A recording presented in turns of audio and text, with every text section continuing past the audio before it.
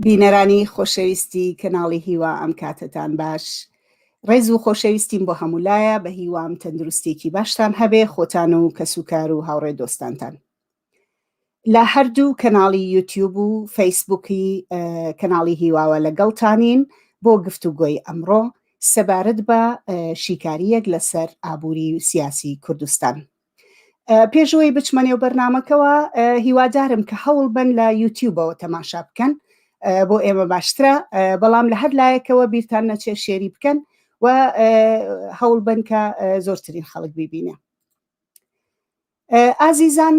گفتوگۆی ئەم جارەمان سەبارەت بە سیستەمی سیاسی و ئیداریە لە هەرێمی کوردستان.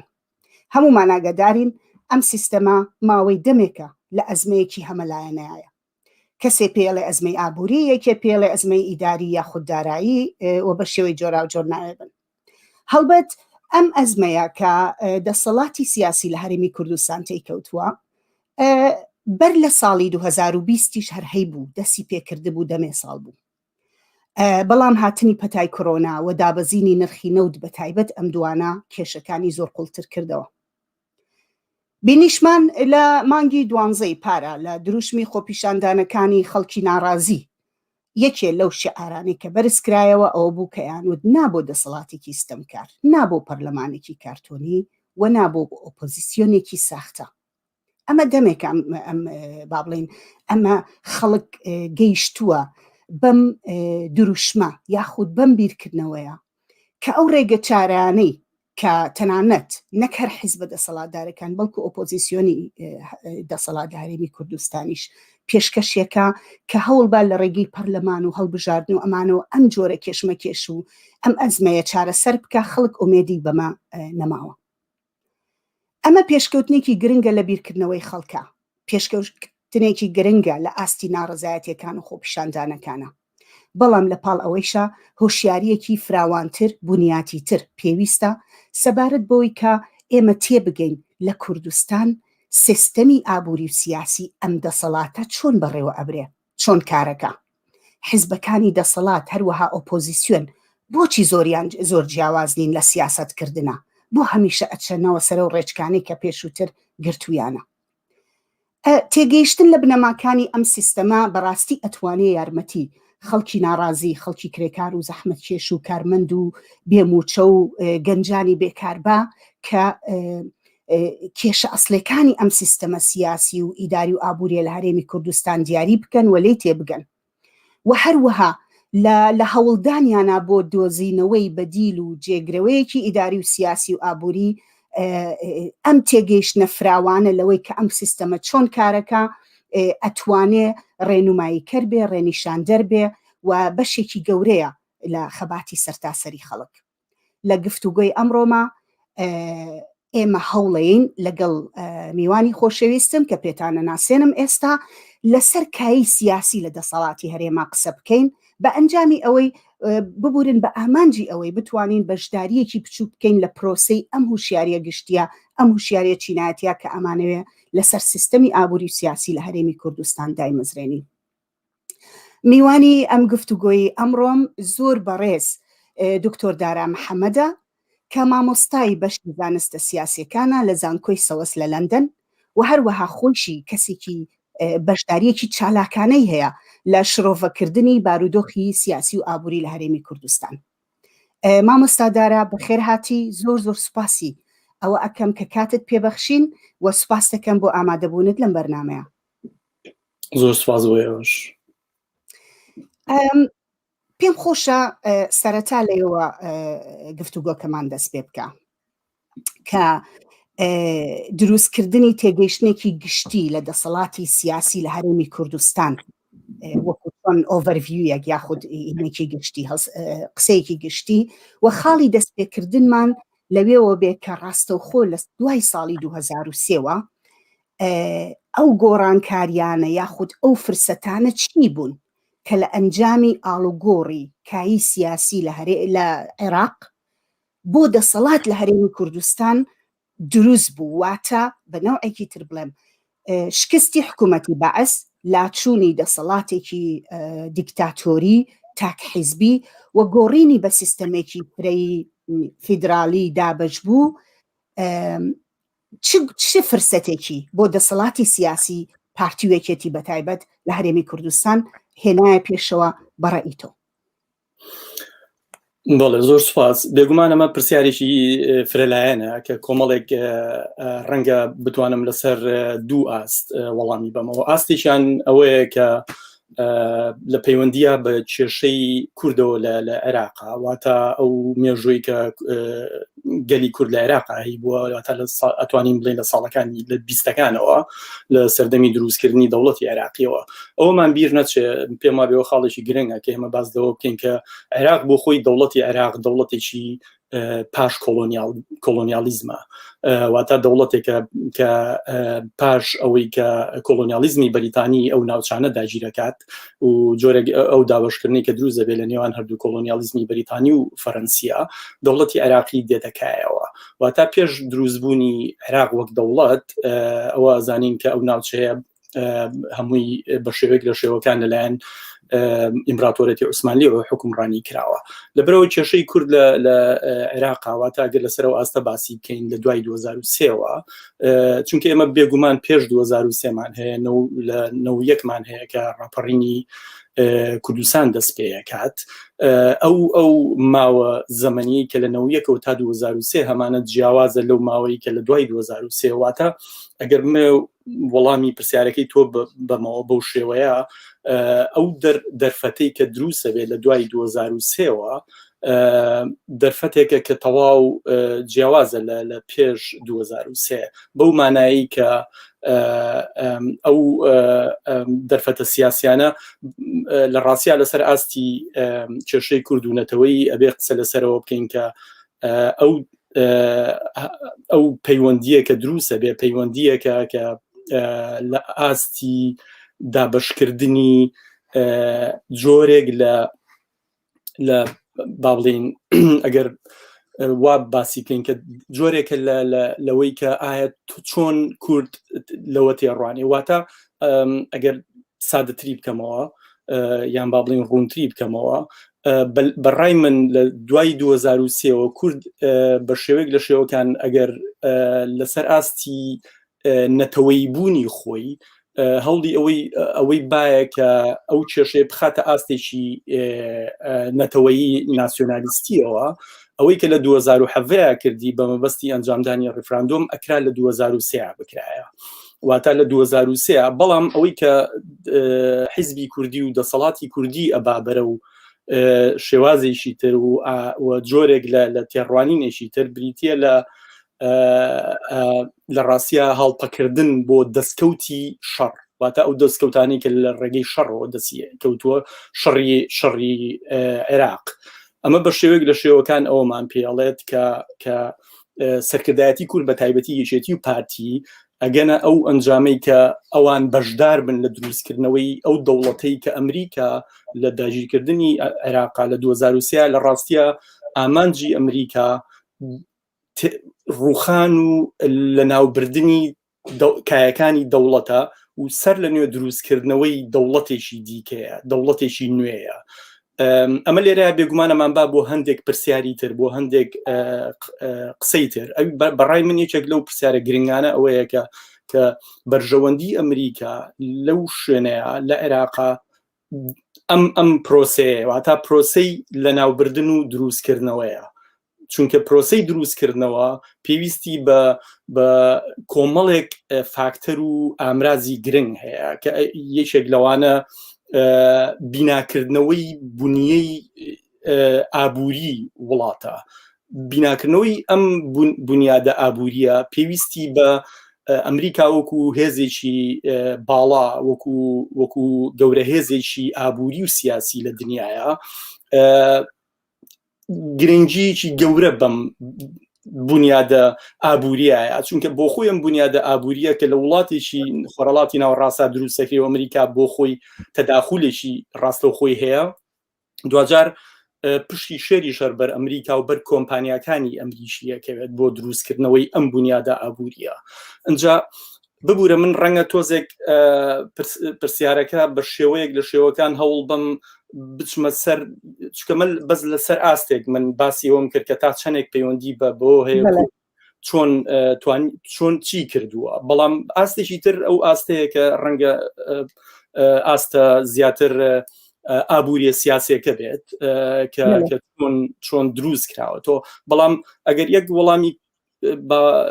زیایە بخەمە سەر ئەو وەڵامێکی ئێستا وتم ئەوەیە بەڕای من دەسەڵاتی سیاسی لە کوردستانە لە دوای 2023ەوە لە دروستکردنەوەی دەوڵەتی عێراقیە بە جۆرێک لە جۆرەکان تووشی گەشکە ئەبن لەوەی کە ئەوەی کە پێوترێت دەستکەوتەکانی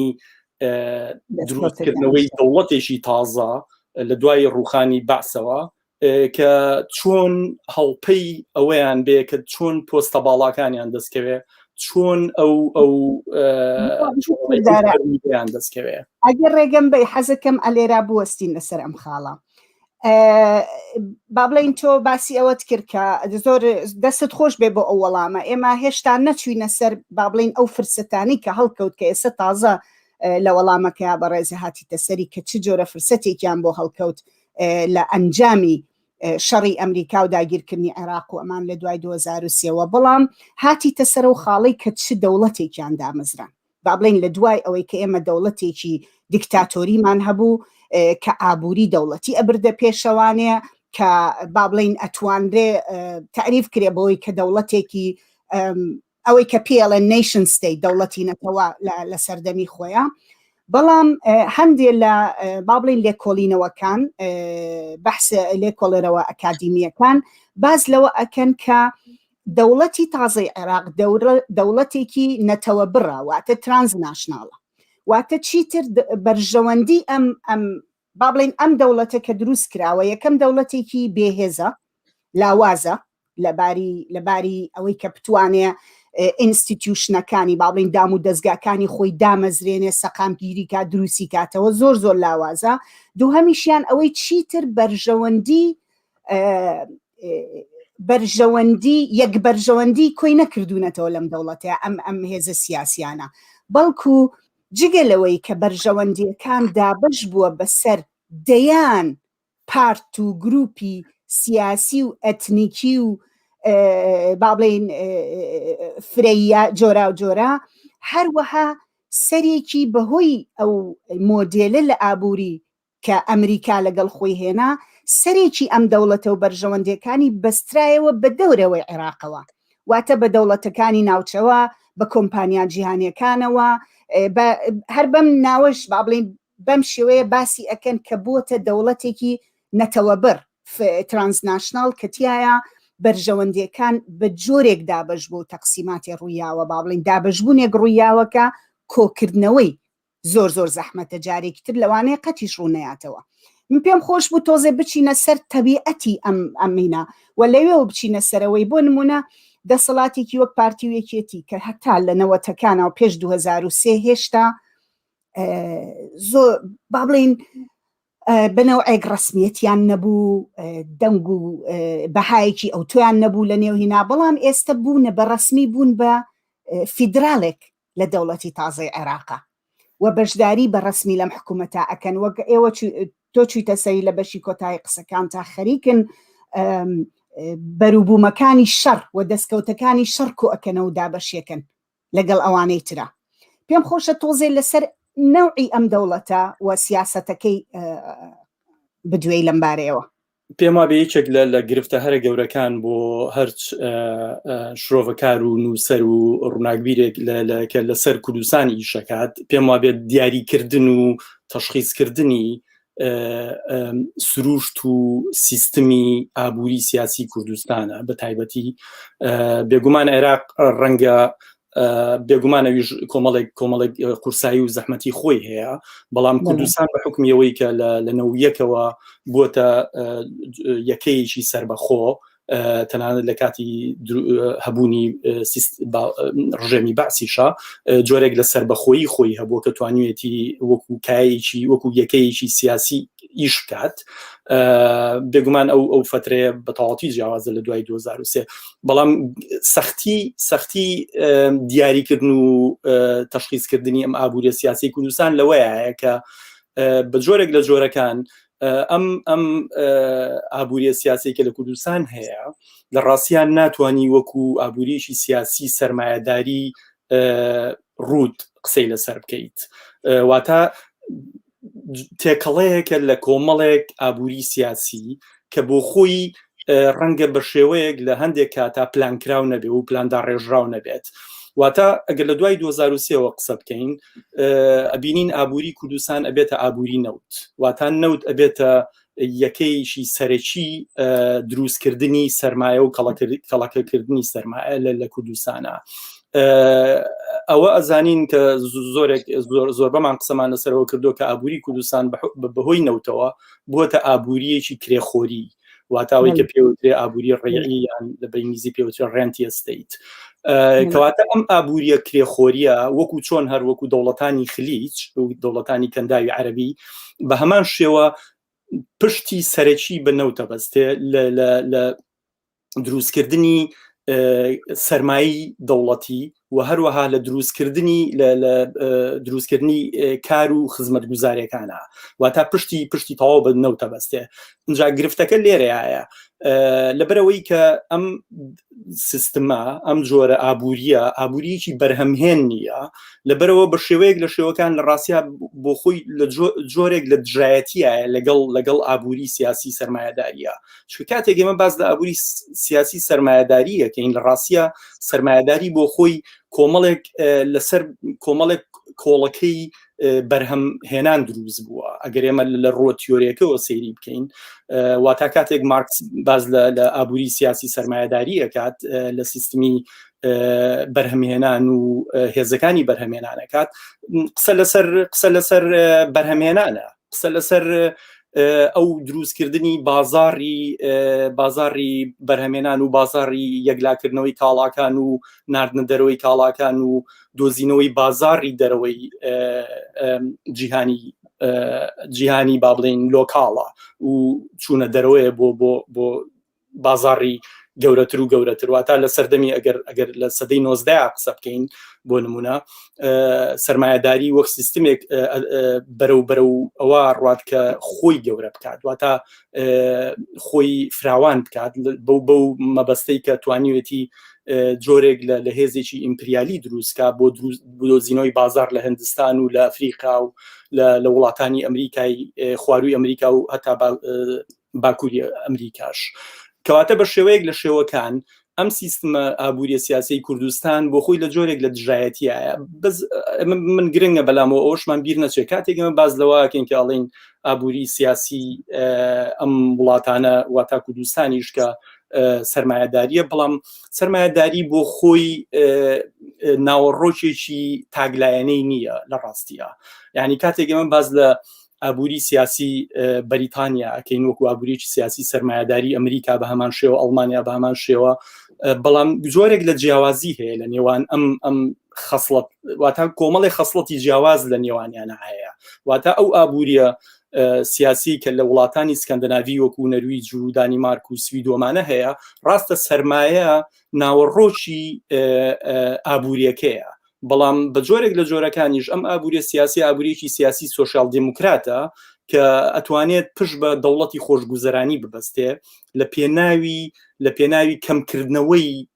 دەسەڵاتی بازارە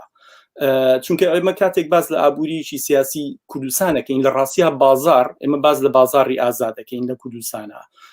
حکوومەت و دەسەڵاتی سیاسی باز لە بازاری ئازادەکە بەڵام یەکێک لە خراپترین جۆرەکانی بازاری ئازادی لە کوردستانە بۆچی لەبەرەوەی بە هیچ شێوەیەک هیچ ڕێنماییشی تیانە واتە هیچ ڕێکارەکانی تیانە واتە بازارێکی ئەتوانی بڵێ تەواو بەرەڵایە بەو مانایی کە دەوڵەت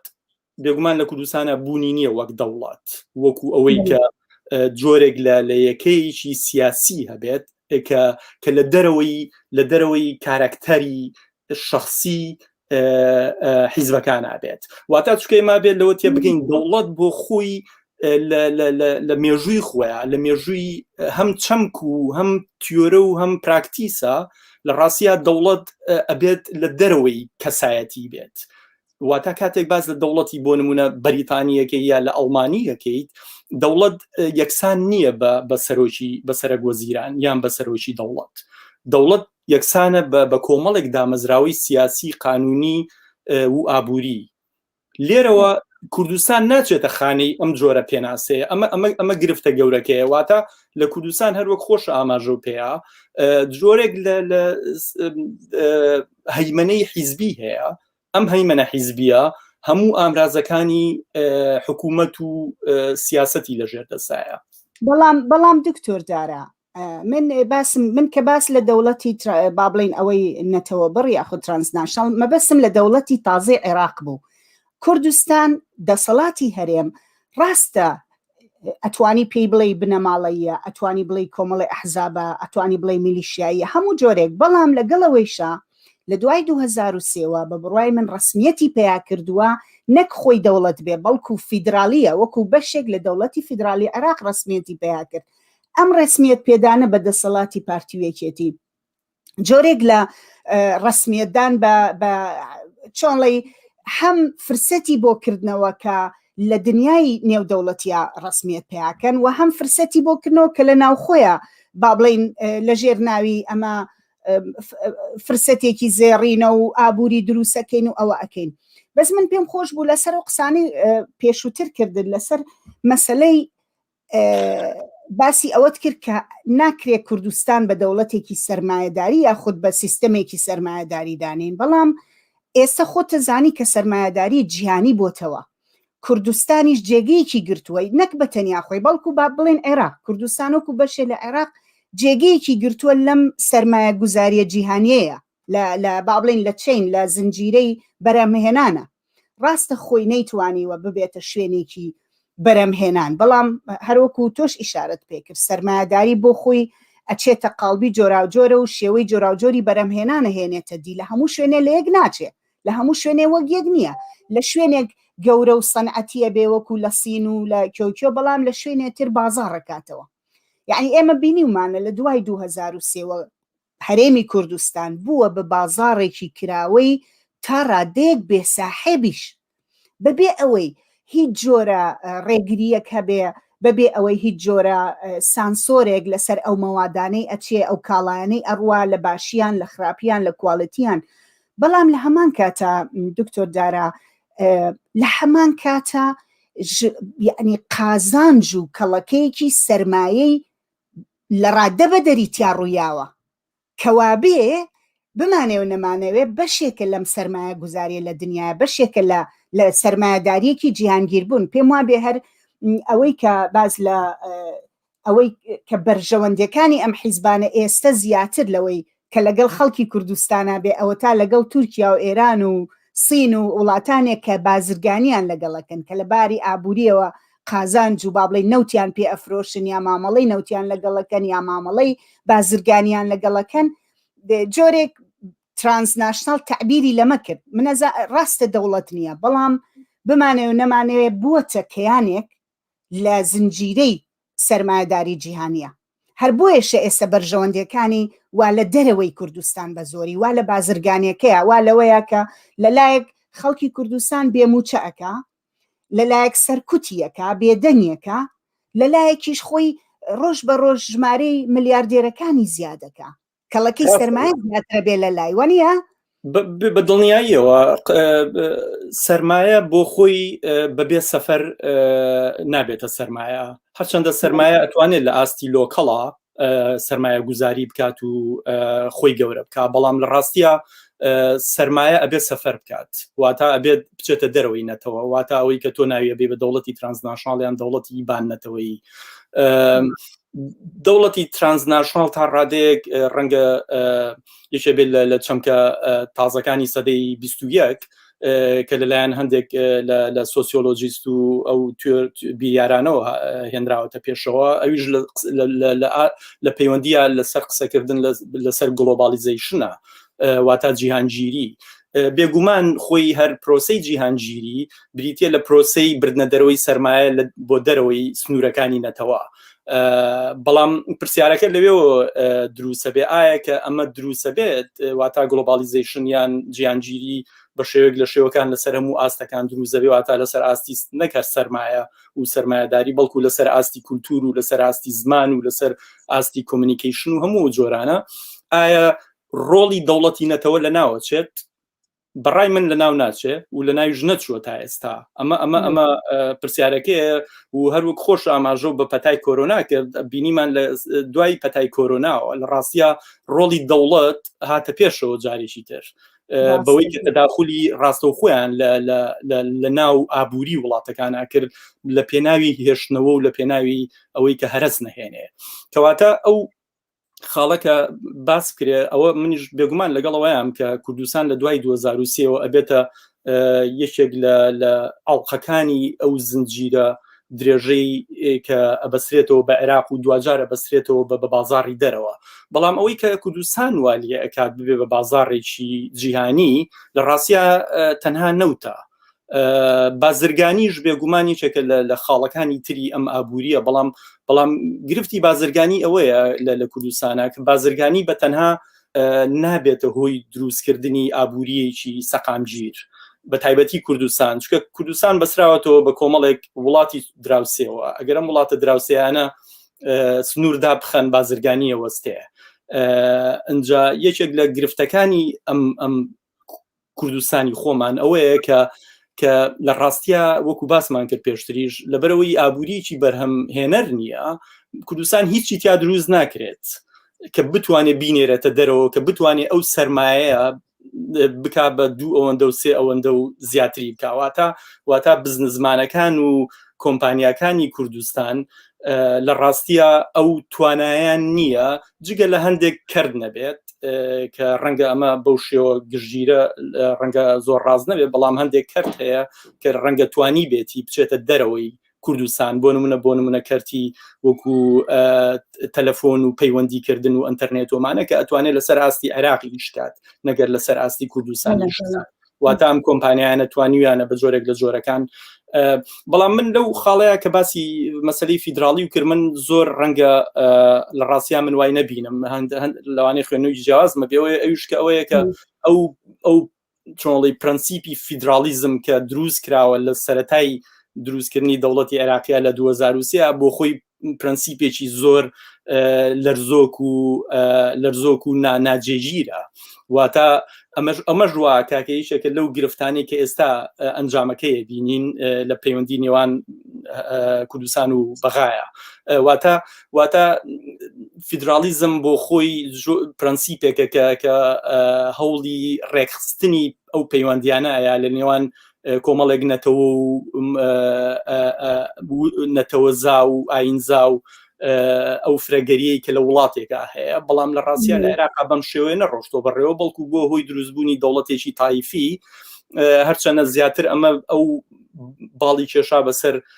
بەغا و خواروی عێراقا کەمتر بەسەر کوردستان ئەویش بێگومان پەیوەندی بەو سروشتی تا دیمۆگرافی و سروشتی نەتەوەیی و ئەم جۆرەشتانەوە هەیە کە کوردستان سروشتێکی جیاوازی هەیە لەو پەیوەندیە واتە ئەو گرفتەی کە هەیە واتە ئەو گرفتی مەسەبیەی کە لە عێراقا هەیە ئەو گرفتە مەسەبیین لە کوردستانە نییە بەڵکو زیاتر گرفتێکی دیکەیە کە لەوێ لە ئارایە مەسەلەی گرفتی نەتەوەییە زیاتر وەک لەوەی مەسەبی بێت. ئەنجام مەسەلەی ئەوەی کە کوردستان تا چەندێک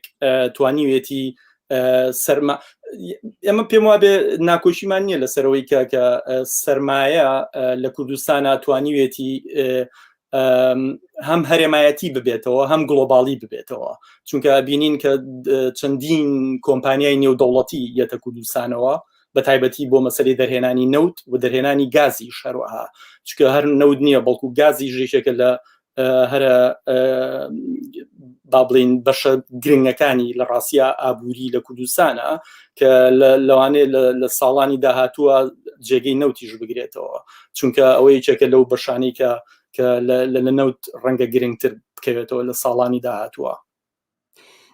زۆر باشە دکتۆر دارا من پێم خۆشە کە بینەوە سەر ئەم مەوزوعە کە سیاسەتکردنی با بڵین دەسەڵات لە هەرێم حیزبەکانی دەسەڵات لە پارتی وێکێتیەوە بڕۆین هەتا ئێستاکە گۆڕان و دەمێکە پارتە ئیسلامیەکان و پارتە دینیەکان و نەوەی نوێش چۆتە ناو ئەم کای سیاسیەوە. ئەم سیاسەتکردنە یعنی لەبەر چاوی خەڵکی ژێسەیتر دەرکەوتووە و کاتێکیش سەیریەکەی بە واقعی ئەیبینیت کە ئەم حیزبانە بوونیان لە دەسەڵاتی سیاسیە ڕاستە و خۆ پەیوەندی بە دەستکەوت و داهاتی یان هەیە لە کایی ئابووریە. بۆ نمونە لە چەنە دەست بە سەراگرتنی سامانە سروشتیەکان، کۆنتڕۆلکردنی بازرگانی و کۆمپانیا جۆرا و جۆرەکان هەموو ئەمانە ئەمە بە گشتی لە عێراقا لەم دەوڵەتە فرە با بڵین بانەتەوە یاخود فرە سەرەیە ئەم جۆرە لە سیاسەتکردن واتە سیاسەت یەکسانە بە دروستکردن و قۆرخکردنی دەسەڵاتی ئابووری یاخود لە پێناو ئەوەیە بینی ومانەکە شەڕی نەبراوەی پارتی وێکێتی لەسەر دەسەڵات و لەسەر ئەوەی کە بەشەکانیان چەنەوچیان دواتر شەڕی ئەوەی کە بەشێک لە بەغا ئێستا شەڕی مەسلەی موچە لەگەڵ بەغایە یاخود ناوخۆیان لەگەڵ گۆڕان ئەمانە هەمووی پێمانەڵێ کە حیزبی نێو دەسەڵات ئامرازی قۆرخکردنی کایە ئابووریەکانە. من ئەتوانی تۆ لەگەڵ ما ینی هاوڕا نەبی ئەمە چکە گفت و گۆکەین ئێمە بەڵام من ئەڵێم وا ئەیبینین و خەڵکیش وا ئەیبینێ و چەندین هین هاتۆتە پێشەوە چەندین حاڵەت با بڵین چەنەها ساڵە ئەمەی پیشان ناوە لە خۆی. پرسیارەکەی من لێرەیە ئەچێتە سەر و خاڵە کە ئەم حیزبانە ئەگەر تۆ هاوڕای لەسەرم ئەگەر هاوڕانیت ئەتوانی پێم بڵێ بۆچی بەڵام ئەگەر هاوڕایت کەوا بێ ئەم حیزبانە چۆن توانیویانە بوونیان لە کایە سیاسیەکانە یاخود ئەو دام و دەستگا سیاسیانەی کە ئەتوانن دروستیکەن چۆن توانیوێتی یارمەتیان با لە قۆرخکردنی کایە ئابووریەکانە. مەسەن با بڵین ئەگەر حیزب ئامرازیمانەوە بێ لە دەسەڵاتە دەسەڵاتیش پێویستی سەرەکی قۆرخکردنی جوڵە ئابووریەکانە وەکو بازرگانی و بەرهەمێنان سامانە سروشتیەکان و ئەمان میلیشیاشیان هەیە با بڵین بەتایبەت دوو حیزبە سەرەکیەکە هەیەە بۆ پاراستنی ئەم کایە ئابووریانە کەوا بێ ئەمانە کۆڵەکەکانی دەسەڵاتن. پرسیارەکەم ئەوەیە دەستگا سیاسیەکانی وەک پەرلەمان وەک وەزارەتەکان وەک هەموو ئەو ئینستیتیوشنانە کە دروستیەکەن چی دەورێکیان هەیە لەم سۆگەرکردنی بەرژەوەندی ئابووری ئەم حیزبانە؟ باشە کەواتە ئێمە کرێ لێەوە دەست پێ بکەین بێ ئەومان لەبەر چاو بێ ئەوە بزانین کە هەر دەوڵەتێک یان هەر یەکەیشی سیاسی ئەگەر بە شێوەیەکی گشتی بۆەوەی کە شتەکان ئاشکرا بێ کات باز لە دەوڵەت بکەین چونکە لە ڕاستیاوی لە کوردستانی شاهەیە جۆرێکە لە دەوڵەت هەرچەنە ئەگەر وەکو دەوڵەتێکی دانپیان راو نەبێت بەڵام جۆرێکە لە دەوڵەت لە بەرەوەی خاوەنی دامەزراوە سیاسی و ئابووریەکانە هەروەها خاوەنی پۆلیس و خاوەنی ئاسایش و خاوەنی دامەزراوەکانی زەبروزەنگە توانی ناویبەری کەواتە هەموو دەوڵەتێک هەموو یەکەیشی سیاسی بێگومان مۆنۆپۆلی دامەزراوەکانی عەسکەری و ئاسایشەکات لەمە تا ڕادەیەک ئەمە تا ڕادەیەک هیچ گرفتێکمان نیە بەزەوەی کە گرفت دروستەکات لێرەیە لە دۆخی کوردستانە ئەوەی کە دۆخی کوردستان پێ ڕوات و ئەوەی بەردەوامی پێدرێت و بەرەو هەندێک قۆناغی جیاوازە ڕوات کە ڕەنگە ئێستا بتوانین زیاتر باسی بکەین کاتێک کە تۆ ئەڵێیت حیزب ئامرازی قۆرخکردنی کایی ئابووریە بێگومان وایە بەڵام ئەوەی کە گرفتە گەورەکەیە بریتە لەوەی کە جیاوازیەک واتە جیاکاریەک نییە لە نێوان کایی سیاسی و کایی ئابووریە لە کوردستانە واتە تۆ ئەگەر لە دەوڵەتی دیکەیە بۆ نمونە لە ئەوروپایان لە ئەمریکایان لە هەندێک دەوڵەتی دیکە جۆرێک لە جیاوازی هەبێ لە نێوان کایی سیاسی و ئابووریە بەڵام لە کوردستانە ئەم جیاوازیان ئەم دابشکاریە بوونی نییە. ئەوش لەبەر چی بوونی نییە؟ لەبەر ئەوەی کە حیزب لە کوردستانە واتە بە تایبەتی هەردوو نوخبەی حیزبی یەکێتی و پارتی، چونکە لە ئێستایا بێ باز لە ڕاستیان لە نوخبە بکەین زیاتر لەوەی کە باز لە حیزب بکەین، چونکە یەکێتی و پارتی وەکو حیزب ناتوانی وەکو ستراکچەرێکی یەکگرتوو باسی بکەیت، بەڵکو لە سەرەوەی حیزبەکان نوخبەیەک هەیە کە ئەمانە دەسەڵاتی سەرەکی و گرنگیان بەدەستەوەیە و هەر ئەوانیشن کە ڕێڕەوی هەموو شتەکانە بن بڕێەوە. واتە ئەوانەی خوارەوە تەنها کۆمەڵێک خەڵکانی یان کەسانی پچکۆلن کە هیچ ڕۆڵێکیان نیە لە ئاراستەکردنی نە ئابووریان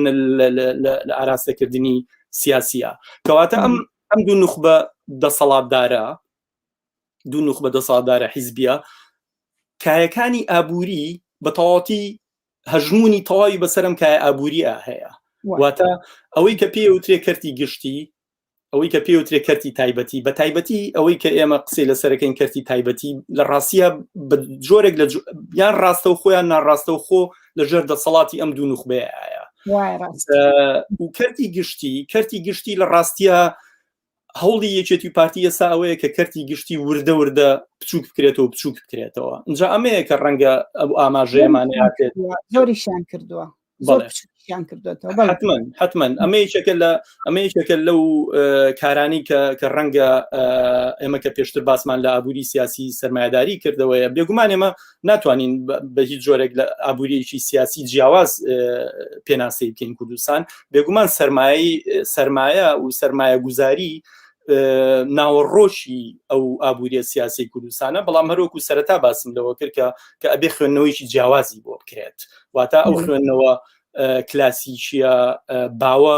ڕەنگە نەسەپێ بەسەر کوردستانە. بێگومان هەندێک لە خوێندنەوەکان هێشتا هەر ئیشەکات لەسەرەوەی کە لە کوردستانە ڕوئەیە. کەواتە ئەم کایە ئابووریە بە ڕاستە و خۆ لەژێر دەسەڵاتی ئەم دوو نوخبە سیاسیە حیزبیایە. لەبەرەوەی کە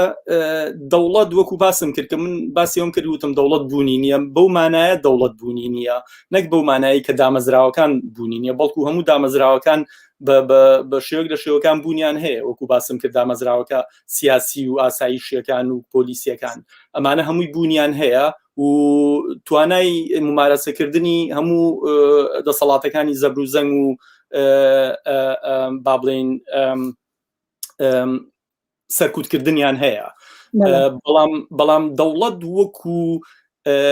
ئەو چەمکەی کە دروستبوونی دەوڵەتە لە سەدەی 1970 لە ئەوروپا دروستە بێت و دوجار دەوڵەت لە دەسەڵاتی پادشاکان جیاکرێتەوە و ئەبێتە دەوڵەتێکی ناکەسایەتی. ئەمە بوونی نییە لە کوردستانە، نەگەر لە کوردستانە بوونی نییە، بەڵکو لە زۆربەی وڵاتانی خۆرەڵاتی ناوەڕاستە بوونی نییە. لەبەرەوە کوردستان تەنها نمونەیەک نییە لە ڕاستیە لەو شوێنەیە، بەڵام ڕەنگە نمونەیەکی جیاواز بێ لەویایە کە ئەم جۆرە لە تێکەڵبوونی کای سیاسی یان کای حیزبی و ئابووری بە تەواوی تێکچڕژاوە، بە تەواوەتی چووەتە ژێر دەسەڵاتی ئەوەوە. بەڵام دکتۆر دارا پێ دوانییە کە کوردستان شێوەی دەسەڵاتی هەرێم لە کوردستان بە شێوەیەکی نمونەیی ئەسن ئەو هاوکێشەیە پیشانەیە کە دەسەڵات ئامرازی دەستی چینی دەسەڵاتدارە، ئەوەی کە مارکس 150 ساڵ لەوە پێشوتێتی، یعنی ئەم با بڵێن بەڕێزت وەک نوخبە باسیەکەی، بەڵام ئەم نوخبەیە هەم سیاسەتەکەی گرتووە بەدەستەوە و بە پێی پێویستەکانی خۆی بەکارێهێنێ، پەرلەمانەکەی هەر کاتێ بیەوێ ئیشی پێیەکە، یاسای پێدەرەکە، تۆماری ئەوانەی پێیەکە. بۆ نمونە دام و دەستگای سەرکوتی هەیە، ئێوە تۆ بەڕێزت دوتی دام و دەستگاکان هەن و کارەکەن،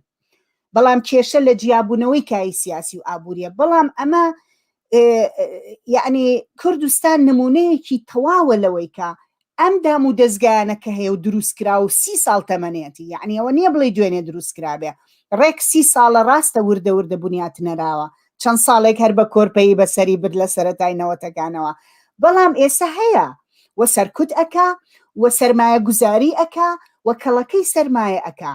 و چینێکی دەسەڵاتداری دەوڵەمەندی سەرمایەداری دروست کردووە و پێکی ئەناوە لەلایەکی تر مەسەلەن بەشێکی زۆری خەڵکی بێکار و هەژار و بێموچە کردووە و حتا تەنانەت ئەو بەشە لە چینی مامناوەندی کە لە چەند ساڵێکی بژانەوەی ئابووریە پێش 2014 دروست بوو گەشایەوە مەسەلەن تۆزێک کەڵەکەی سەرمایی کرد و شتیان کڕی و ئەوانە ئێستا ئەوانەش بەرەو هەژاریە ڕۆن ئەوانەش بەرەو بێدەرەتانیە ڕۆن واتە بەنەوعێکی تر ئەگەر هەر چۆنێک بیری لێەکەیتەوە ئەم شتە لە کوردستان ئەم دەسەڵاتێکی سیاسی ئابووری سەرمایەداریە کە خەریکی ئەو کارانەیە کە هەر دەسەڵاتێکی تری سەرمایەداری ئەیکا کە ئەویش کەڵەکەی سەرمایەیە بەکارهێنانی دام و دەستگا سیاسیەکانە بۆ ئەم پرۆسەیە و بۆ خزمەت بە بەرژەوەندی چینی دەسەڵاتدار مەسەلەن من تقریبەن کە بیری لێکەینەوە ئەم کای سیاسی و ئابووریە جیاکردنەوەی تیانە هەر ئەم کارە ئەکا لە ئێستاە و کوردستان نمونەیەکی باشێتی لێ و ئێوەش بەڕێستان باستان کرد کە نەبوونی دەوڵەت لە مێژوویەکی دوور و درێژە ڕاستە کێشەیەکی ئێرەیە بەڵام ئەم دەوڵەتە لە دوای 2003 بە بەرنامەیەکی تایبەتی داگیرکاری ئەمریکا دامەزرا لە عێراقا دامەزرا و کوردستان من کە وتم بۆ ببەشێ لەم فیدرالیەتە بە ڕەسمی و لەسەر وەرەقە ئەمەیە ڕاستە بە عەمەلی کاری نەکردووە لە زۆر لایەنەوە بەڵام بە ڕەسمی بەم شێوەیە بەڵام ئابووریەکەی لەوە ئەچێ جێگەی ڕەزامەندی بۆ نمونە ئەمریکا بێ جێگەی ڕەزامەندی بانکی نێودەوڵەتی بێ جێگەی ڕەزامەندی جگە لەوەی کە داوایان لێ بکەن کەمێ گەندەڵی کەمکەنەوە و کەمێ هین کەمکەنەوە با بڵین کەمێ گەندەڵی کەمکەنەوە و کەمێ هینیان هەبێ وەکو چەند ڕکمەندەیشنێکیان بۆیان هەیە چەند با بڵین ڕێنوێنیە کە چی بکەن بۆی ئەم ئابووریان باشکەنوانە بەڵام لۆ ناچێت کێشەیەکی زۆریان لەگەڵ ئەم بێکارکردنەی خەڵکا هەبێ ئەم دام و دەستگا جیهانیەکان باسەکەم ئەوانەی کە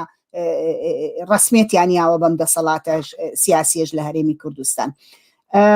ببوورە ئەمە فۆکەسکەمەوە سەر پرسیارەکەم کە مەسەلەن من پێم خۆشت ئەگەر بکرێتەوە تۆزێ یعنی باسێک لە دەوری دەستگا سیاسیەکان بکەین لە مسۆگەرکردنی قازانج و بەرژەوەندی ئەم حیزبانەیە بۆ نمونە حەزەکەم قسەیە لەسەر مەسەلەی پەرلەمانی کوردستان بکەین کە پەرلەمانی کوردستان یعنی ئەتوان بڵێم بەدەیان کۆبوونەوەی خۆی لەوا بەسەرەباکە چۆن کۆمەڵێ زەویوزار ڕسمی کاتەوانێت تەوزیعکردنەکەی دابشکردنەکەی یعنی لە مڵکی گشتیەوە ببێتە مڵکی تایبەتی بۆ نمونە لەوەی کە چۆن بازرگانی ئاوەڵا بکا و بکاتەوانێ و ڕێگە بە کۆمپانیاکان بات کە بە کەیفی خۆیان بەبێ نازانم بۆ زەڕی بە شتیوە زۆر هین نیم لە درێژکاری ئەوە ئاگدار نیم مەسەلەن ئەوەی کە دەسەڵاتی یاسایی بۆ دابشکردنی سامانە سروشتێ بۆ دابشکردنی زەوی بۆ دەرهێنانی سامانە سروشتیەکان بۆ بەکارهێنانی سەرچاوەکانی کارەبا و ئاو ئەمانە ئەی من وا هەستەکە من پەرلەمانە کار و کردەی بووە بەوەی کە خزمەت بەم ئابووری ئەگا بێگومان وایە خۆشە باسی لەوە کرد کە دەوڵەت ئامرازی ئەو دەسەڵاتە یان ئامرازی ئەو چینە دەسەڵاتەیە کە لە حکوومەکات ئەمە تا ڕادەیەکی گەورە ڕاستە بەڵام ئێمە بێ هەندێک شدەیە من پێم وابێت و کۆمەڵێک شتی زۆر خاڵی جیاجیا و باس کرد کاتێک باز لە پەرلەمانەکەی با لەوە دەست پێ بکەین پەرلەمان بە تایبەتی لە ئێستاە لەم ئەمەی کە پێوترێم خولەی ئێستا پەرلەمان بە تەواوەتی ئامرازی دەستی بە پلەی یەکەم ئامرازی دەستی پارتیە و دوایش ئامرازی دەستی یەکێتیە بێگومان گۆڕان لەویایە تەنها بە جۆرێک لە جۆرەکان بۆتە ئامرازی دەستی ئەو دوو حیزبە لەبەرەوە ئۆپۆزیسیۆنەوەی پێوتری ئۆپۆزیسیۆنیان معارەزە لە ڕاستیا لە ئێستا بوونی نییە ئەگەر بوونیشی هەبێت بەڵام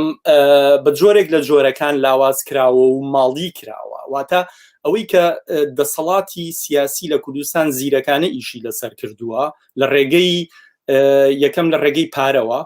و دووەم لە ڕێگەی بەخشینەوەی پلە و پۆستەوە بەسەرم ئەم هێزانەیە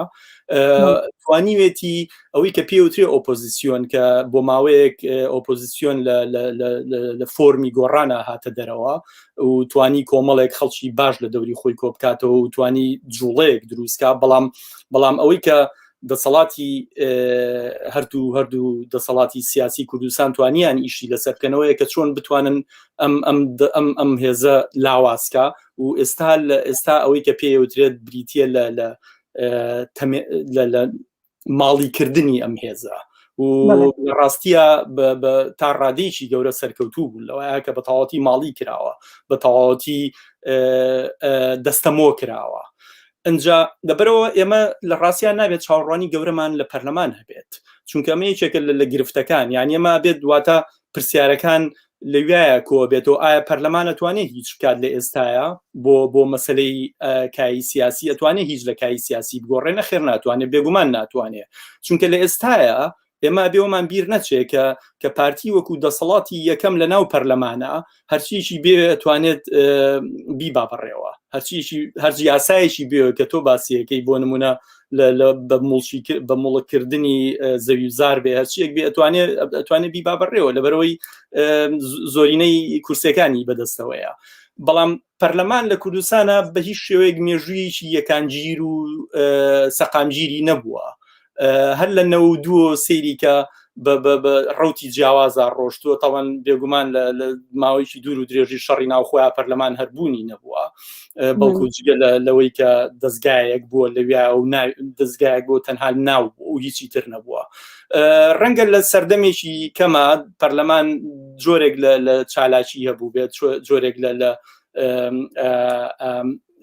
چالاکیەکی باشی هەبوو بێت بەڵام گرفتەکە لێەوە دەست پێکات یعنی ئێمە ئەوشمان بینی پەرلەمان لە ماوەیەکی زەمەنی کورتا ویستی ئەو چالاکیی هەبێ بەڵام بینیمان چۆن دەسەڵاتی سیاسی بۆ نمونە پارتی وێچێتی ئەتوانێت لێی باد ئەتوانێت بە شێوەیەک لە شێوەکان دەرگاکانی لەسەردا بخات. لەبەرەوە بەڕاستی من پێم وایە گۆڕانکاری لە دۆخی سیاسی کوردستانە ڕەنگە لە ڕێگەی پەرلەمانەوە کارێکی ئەستەم بێت کارێکی ئاسان نەبێت ماناوێت لە ڕێگەی هەڵبژاردننی شەوە ناتوانین گۆڕانکاری بکرێت ئەم قەناعەتی پێی گەیشتووە لە ناڕەزایەتیەکانە تەواو بووە ئەم چەند جارێک تاقی کراوەتەوە خەڵک ئەزمموی لێوەرگرتووە بێگومان هەڵبژاردننی جۆرێکە لە بنبەست یعنی ئەمەوەمان بیر نەچێت کە لە هەڵبژاردننی پێشووە ڕێژەیەکی زۆر کەمی خەڵک بەشداری کردووە ئەمە بۆ خۆی ئاماژەیە بەوەی کە خەڵک بە تەواوەتی ناومێدە کە ئەمە هەر لە کوردستانی شاڕووینەیە بەڵکو لە عێراقی شاڕوویات چونکە حیزبی سیاسی لە کوردستانە بە تەواوەتی نامۆبوونی دروست کردووە لەگەڵ خەڵکە لەگەڵ کۆمەلگایە واتە ئێستا خەڵک لە کۆمەلگایە ئێمە بێگومان باز لەو ڕێژەکەمە لە خەڵک ناکەین کە بەرژەوەندیان بەسراوەتەوە بە حیزبەکانەوە و بە جۆرێک لە جۆرەکان دەنگ بۆ حیزبانە ئەیان چونکە لە بەرەوەی بەرژەوەندیان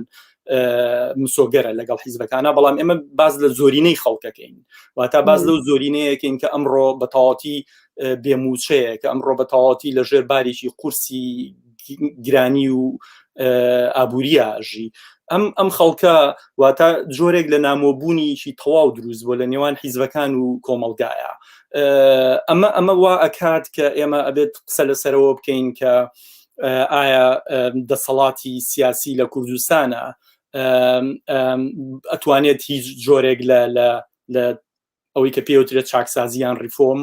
من پێم وابێ ئەمانە بەڕاستی جگە لە کات کوشتن هیچی تر نییە ینی تۆ ناتوانانی قسە لەسەر ریفۆرم و چاکسازی بکەی لە کوردستانە لە سایی دەسەڵاتێکی سیاسیە کە ڕۆژ بە ڕۆژ بەرەو زیاتر سەرکوتکردنی کۆمەلگا هەنگاوەنێت قسەکردن لەسەرەوەی کە ئایا ئەم ئابووریە سیاسیە ئابووریەکی سیاسی سەرمایەداریە بێگومان ئەمە پرۆسەیە ئەمە پرۆسەیەکی ئابووری و سیاسیە کە بەڕێوە ڕوادواتە ئێمە ڕەنگن کۆمەلگا یان کەسەکانی ناو کۆمەلگا توانای وەستاندنی ئەم جۆرە لە پرۆسەی نەبێت لە ڕاستیە هەروەکو چۆنم پرۆسەیە لە زۆر وڵاتانی تر بەڕێوە ڕابەس یەک خاڵ هەیە کە گرنگە من لەوێ لەسەری بوەستم کە تۆ ئاماژۆ پێیا کە من ڕەنگە ڕێک نەکەوم لەوەیە لەگەڵتا کاتێک کە تۆ ئەڵیت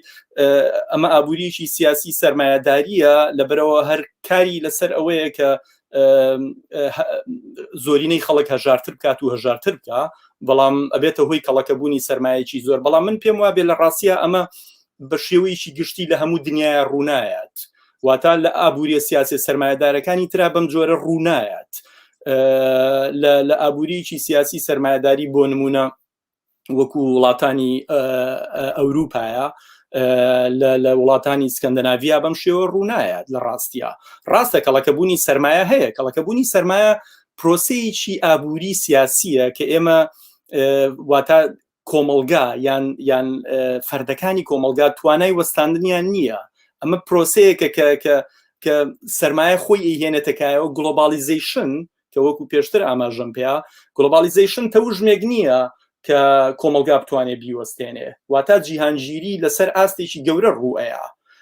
کاتێکیش باز لە دەوڵەتی باننەتەوەی یان ترانسناشناڵەکەین ئەم دەوڵەتە بۆچی ئەبێتە دەوڵەتێکی باننەتەوەی لەبەرەوەی پێویستی بەوەیە واتە زەرورەتێک هەیە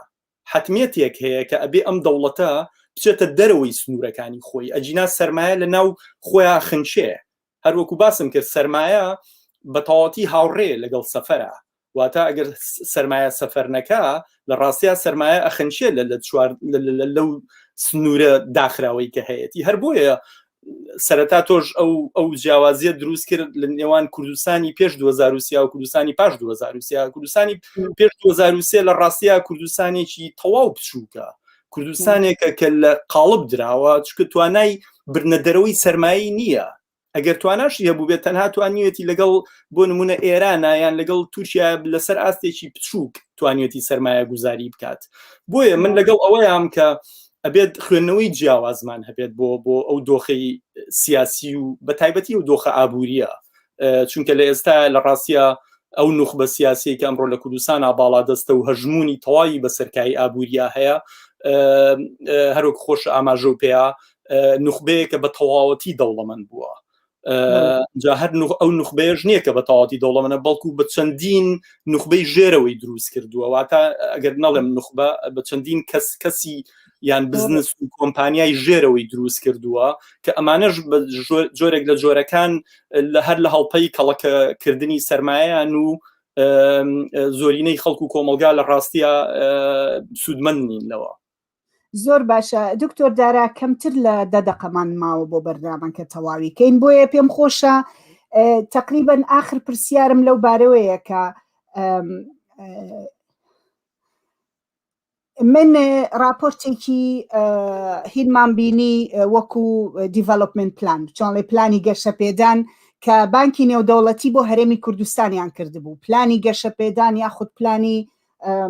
چاکسازی بۆ 4 ساڵ لە 2016 بۆ 2020 لەم پلانە بەشێکی زۆر لە مەسەلەی بڕینی موچە کەمکردنەوەی دەرامەتی خەڵک لەژێر ناوی پاشەکەوتی پارە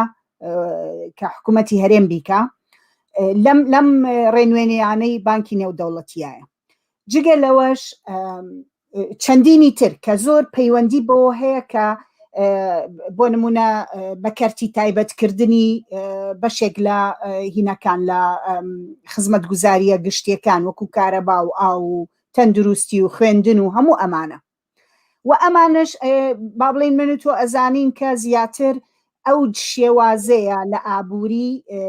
کە نیولیبرالیزم لەگەڵ خۆی هێنای و ئەمانە ڕکمند دەکرێ با بڵێن ڕێنوێنی ئەکرێت کە دەسەڵاتی هەرێم بیکاوە کردیشی و دەستی بەم پرۆسەیە کرد لە 4-5 ساڵ لەوە پێشەوە جگە لەوەش ئێمە فرسەتمان نەبوو بڕۆینە سەر شێوازی ئابووری ئەو دەوڵەتە تازەی کە لە عێراقا دروست بوو هیوادارم بۆ فرسەتێکی تر ئەوە باس بکەین بەڵام ئەو بڕیارە ئابووریانەی کە هات بە تەواوی ویستی کە ئەم دەوڵەتە تازەی عێراق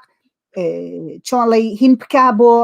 سەردانەوێنێ بۆ ئەم ڕوڵانەی ئابووری نیولیبرالیزم کە بەشێکی گەورەی لە بچووکترکردنەوەی دەوڵەتایە وەشان خاڵیکردنەوەی لەوەی کە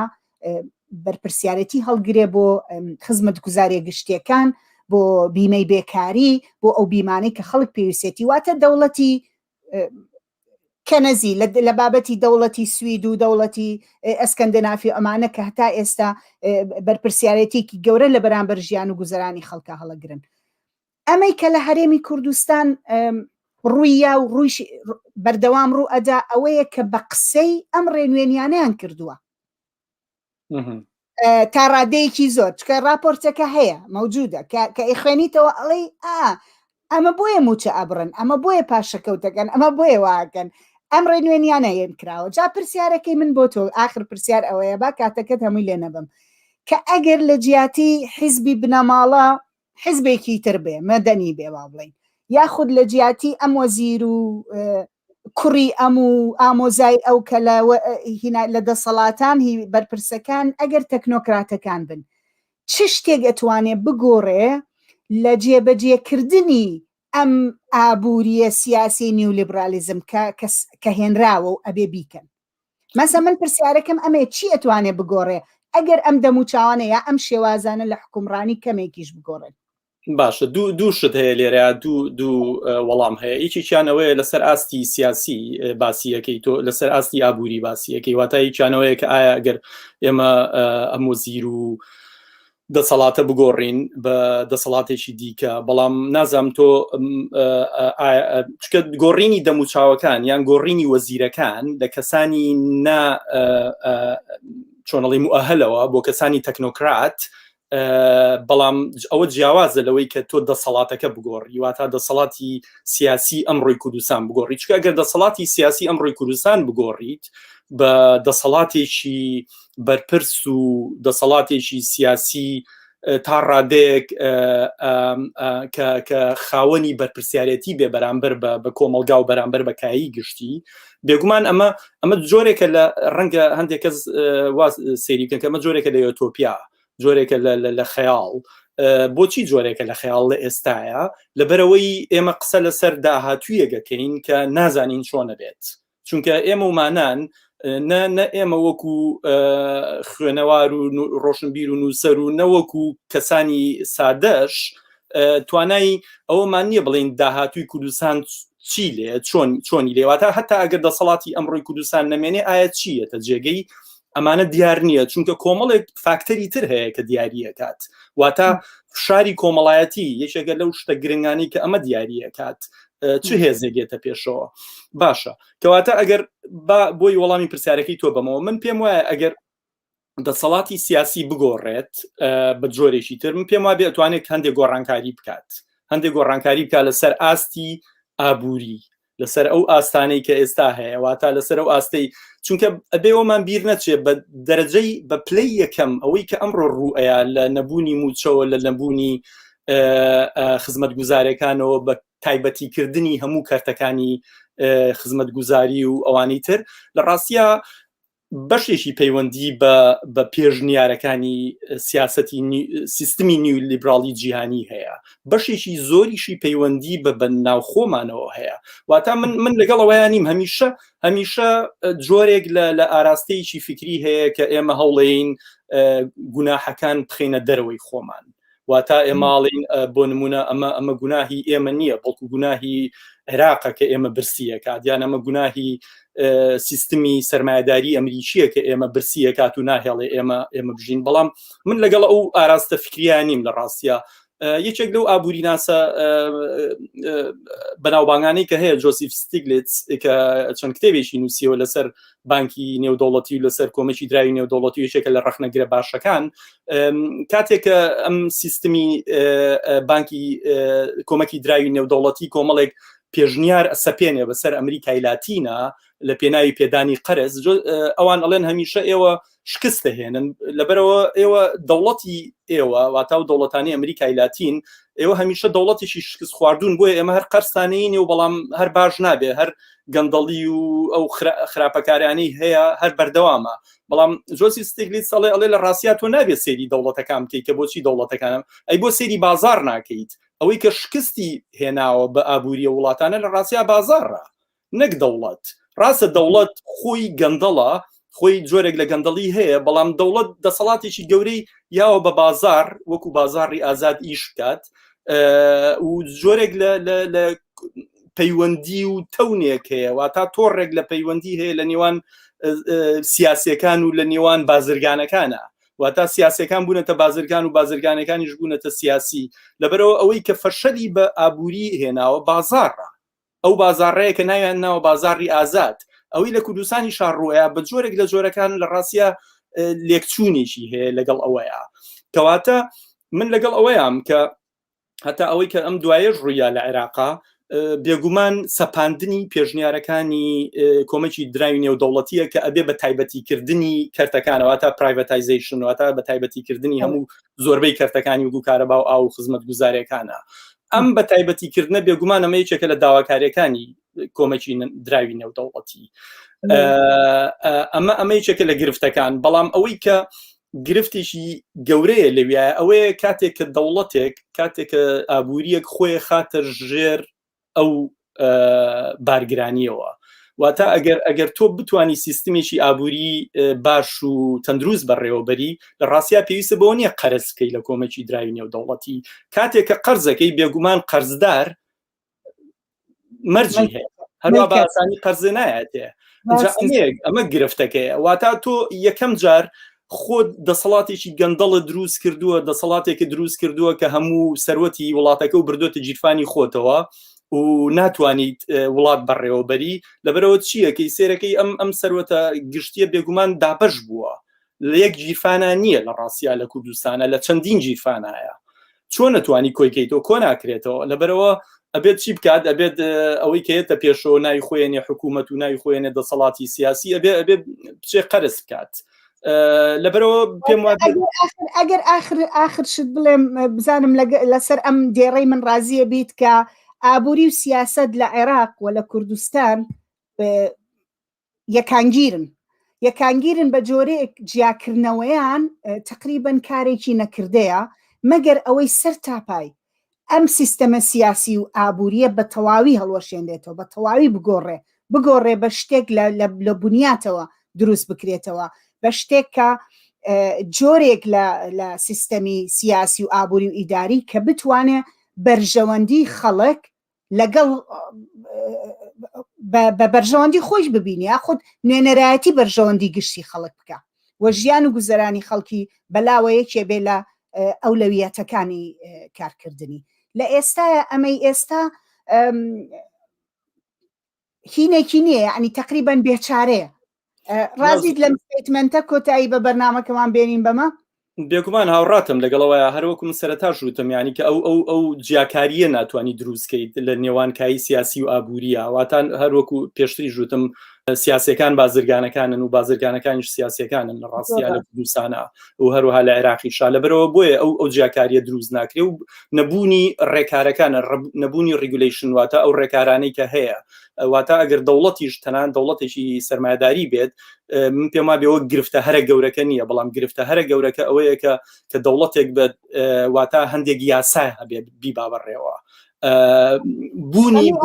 ئێمە جیاوازیمان لە بیرکردنەوە ئەگەر هەر بڕۆین بە چەند سەعاتی تر گفتوگۆکانمان تەواو نابێت بەڵام زۆر سپاس دەکەم سپاسی بەشداریەکە دەکەم پێم وایە سەرەتایەکی زۆر باشە بۆ زنجیرەیەکی تر لە قسە و باس و بۆ هەموو ئامانجی ئێمە ئەوەیە کە تێگەیشتنی خەڵک بە شێوەیەکی بنیاتی لەسەر ئەم سیستەمە لە سیاسەتەکەی لە ئابووریەکەی لە ئیدارەکەی لە حتا سیستەمە کۆمەڵایەتەکەی خەڵک تێبگا و هۆشیار بێ لەسەر ئەمە بۆ ئەوەی بتوانێت ناڕەزایەتی و ناڕەزایەتیەکانی خۆی بگەێنێ بە جێگەیەک بە بەدیلێک هەتا ئەو جێگەی کە بەدیلێکی نەبێ و شتێک لە بەردەمیانە بێت کە جێگەی ئەم دەسەڵاتی پێ بگرێتەوە بەداخەوە ناڕەزایەتیەکان بێسەرەمێنێتەوە لە ئێستاە من زۆر سپاس دەکەم دووبارە پێم وابێ بەشداریکی هیوادارم لە داهاتوە گفتوگۆکانمان بەردەوام بێ سپاس بۆم گفتوگۆیە سپاس